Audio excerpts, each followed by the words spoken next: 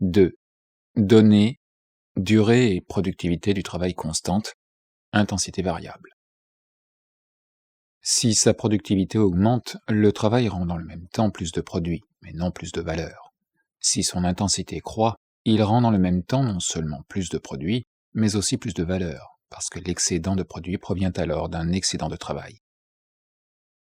Sa durée et sa productivité étant données, le travail se réalise donc en d'autant plus de valeur que son degré d'intensité dépasse celui de la moyenne sociale. Comme la valeur produite pendant une journée de 12 heures, par exemple, cesse ainsi d'être constante et devient variable, il s'ensuit que plus-value et valeur de la force de travail peuvent varier dans le même sens, l'une à côté de l'autre, en proportion égale ou inégale.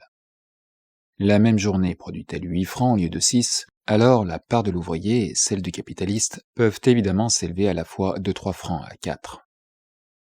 Une pareille hausse dans le prix de la force de travail n'implique pas qu'elle est payée au-dessus de sa valeur. La hausse de prix peut au contraire être accompagnée d'une baisse de valeur. Cela arrive toujours quand l'élévation du prix ne suffit pas pour compenser le surcroît d'usure de la force de travail.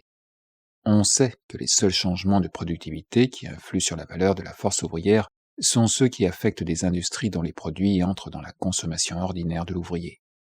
Toute variation dans la grandeur, extensive ou intensive du travail, affecte au contraire la valeur de la force ouvrière dès qu'elle en accélère l'usure.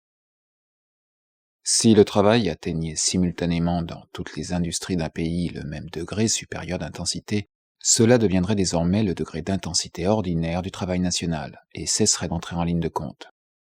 Cependant, même dans ce cas, les degrés de l'intensité moyenne du travail resteraient différents chez diverses nations et modifieraient ainsi la loi de la valeur dans son application internationale, la journée de travail plus intense d'une nation créant plus de valeur et s'exprimant en plus d'argent que la journée moins intense d'une autre. Note 17.